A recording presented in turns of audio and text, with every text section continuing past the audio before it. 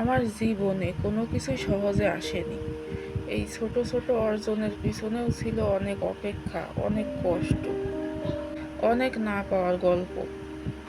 অনেক সময় দেখেছি অন্যরা যা খুব সহজেই পেয়ে যায়, সেটা পেতেও আমার অনেক সময় লেগে যায়, অনেক চেষ্টা করতে হয়। কখনো মানুষের অবহেলা সহেছি, কখনো নিজের সামর্থ্য নিয়ে প্রশ্ন শুনেছি। আবার এমনও হয়েছে সর্বোচ্চ চেষ্টার পরও আমাকে খালি হাতে ফিরতে হয়েছে। তবুও একটা জিনিস আমি ছাড়িনি, সেটা হলো আশা। কারণ আমি বিশ্বাস করি সহজে পাওয়া জিনিসের মূল্য হয়তো একসময় কমে যায়, কিন্তু কষ্টের অর্জনগুলো সারা জীবন মূল্যবান থাকে। আমার জীবনের প্রতিটি ব্যর্থতায় আমাকে কিছু না কিছু শিখিয়েছে।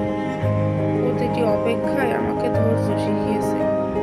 প্রতিটি কান্নায় আমাকে শিখিয়েছে আরো শক্ত হতে।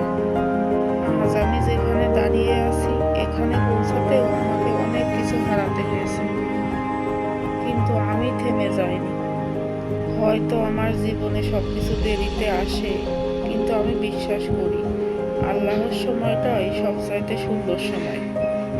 তাই আমি কারো জীবনের সঙ্গে নিজের তুলনা করি না। কারণ প্রত্যেক মানুষের পথ আলাদা, পরীক্ষা আলাদা, প্রত্যেকটা মানুষের জীবনের গল্প আলাদা।